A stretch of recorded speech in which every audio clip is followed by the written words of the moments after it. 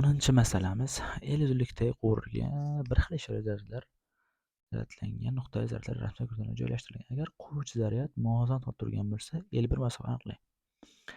Demak, muvozanatda turish uchun bir xil ishorali zaryadlar. Demak, quvuvchi zaryad Q1ga nisbatan kuchi bu tomonga, Q2 zaryadga nisbatan esa kuchi bu tomonga bo'lishi kerak. Bu F1 kuch, bu F2 kuch sifatida qarasak, ikkala kuchlarda qiymatlari teng bo'lganda quvuvchi zaryad muvozanatda tursa, demak, bu tomonni masofasini biz shunda L minusdan L1 sifatida qarab olsak, F1 kuchimiz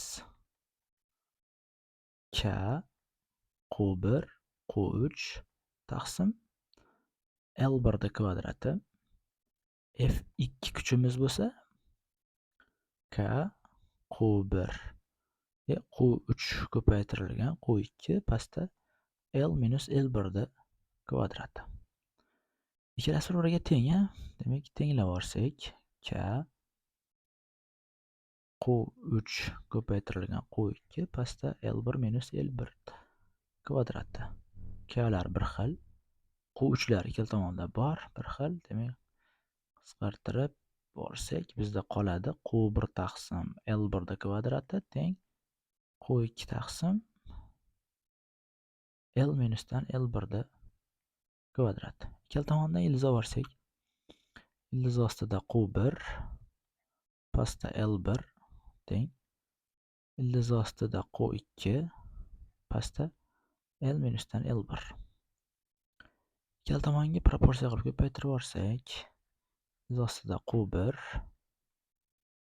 L ayrilgan ildiz ostida Q1 L1 teng ildiz ostida Q2 L1.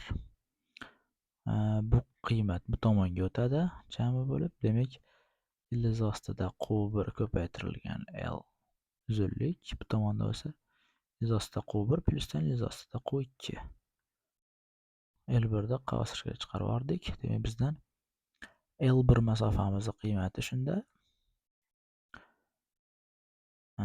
L ildiz ostida Q1 pastda bo'lsa, ildiz ostida Q1 plyusdan ildiz ostida Q2. Bizda bunaqa javob A javobda turibdi ekan.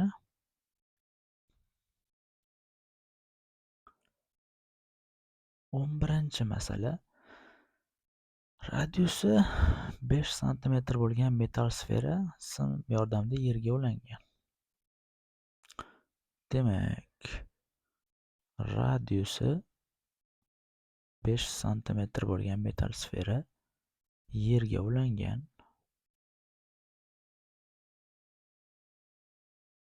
Xo'sh, bu holatda metall sfera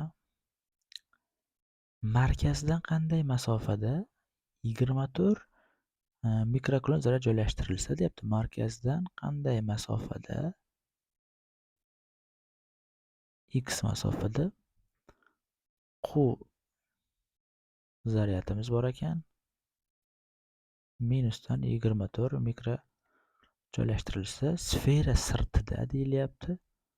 Sfera sirtida Q teng. Xo'sh, buni Q2 deylik, buni Q1 deb turaylik. 8 mikrokulon zaryad to'planadi. Demak, uni hosil qilgan energiyasi buni hosil qilgan bitta hosil qilgan energiyaga teng bo'lishi kerak. Deb olsak, demak, energiya esa energiyani hosil qiladigan narsa bu potensial. Demak, potensial jihatdan gaplashar ekanmiz, potensiallari teng bo'lishi shart. Bunda K Q1 taqsim R1 teng bo'lishi kerak, K Q2 taqsim R2. Klar qisqarib ketsa, Q1 da qiymati bizda 8 mikrokulon bo'lingan R1imiz 5 sm teng ikkinchisini zaryadda 24 mikrokulon va zaryad radiusini biz qidiryapmiz ekan, uni x deb turibmiz ekan. 8 bilan 24 qisqarsa 3, demak x qiymati 15 sm da kelib chiqyapti.